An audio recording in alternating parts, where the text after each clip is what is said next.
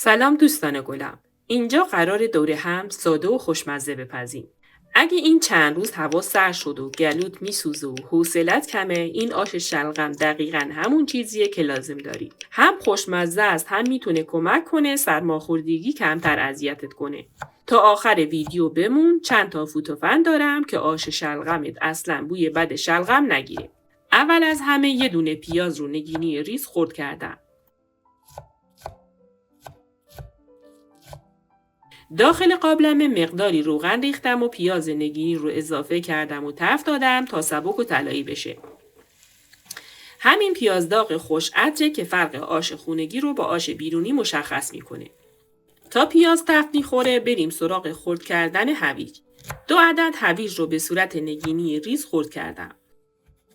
هویج هم یه رنگ نارنجی به آش میده، هم یه شیرینی خیلی ملایم که طعم شلغم رو بالانس میکنه. اگه از اون آدمایی هستی که از خوردن شلغم بیزاری، این ترکیب هویج با آش شلغم کاری میکنه که یادت بره داخل این آش شلغم هست. پیاز رو یه هم زدم تا نسوزه.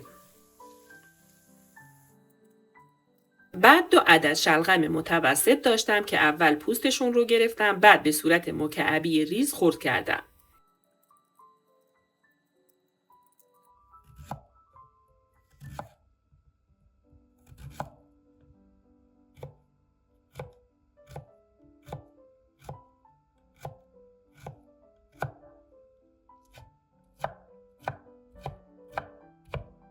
حالا هویج و شلغم خرد شده رو ریختم روی پیازه و یه تفت کوچیک دادم تا بافت هویج و شلغم نرم بشه.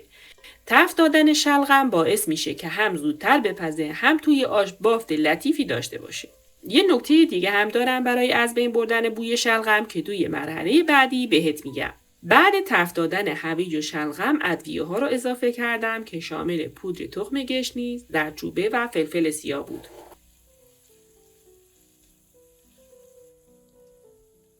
الان وقت اضافه کردن برنج و عدسه.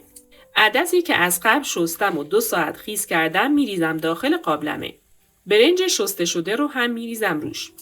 این ترکیب عدس و برنج با شلغم یه غذای کامل میسازه که هم سیر کننده است، هم مناسب روزایی که بدن یه غذای گرم و مقوی میخواد. حالا روش آب جوش میریزم و یه هم میزنم تا همه مواد با هم مخلوط بشن. اگه این دستور رو امتحان کردی حتما توی کامنت ها برام بنویس از 1 تا 10 به این آش شلغم چه امتیازی میدی. بگو از کدام شهر ایران این ویدیو رو میبینی. دلم میخواد ببینم آش شلغم بیشتر کجای ایران طرفدار داره. بعد در قابلمه رو گذاشتم و حرارت رو اول زیاد کردم تا به جوش بیاد. بعد اینکه به جوش اومد شعله رو کم کردم، هر از گاهی یه هم کوچیک میزنم که برنج و عدس ته نگیرن و مواد یک نواخت بپزن. نمک رو همیشه سعی کن آخر پخت تنظیم کنی، چون موقع پخت آب کم میشه و طعم نمک غلیظ‌تر به نظر میاد. اگه خیلی با بوی شلغم مشکل داری میتونی یه قاشق کوچیک آب لیمو یا آبقوره آخره پخت اضافه کنی، هم بو رو از بین میبره، هم طعم آش رو زنده تر میکنه.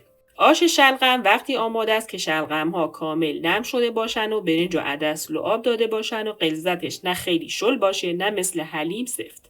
اگه دیدی خیلی سفت شده یکم آب جوش اضافه کن و چند دقیقه دیگه بذار بجوشه. خب اینم از آش شلغم داغ و زمستونی ما. یادت باشه اینجا قراره با هم ساده و خوشمزه بپزیم. مرسی که همراه هم بودین. تا ویدیوی بعدی دلتون شاد و غذاتون خوش‌طعم.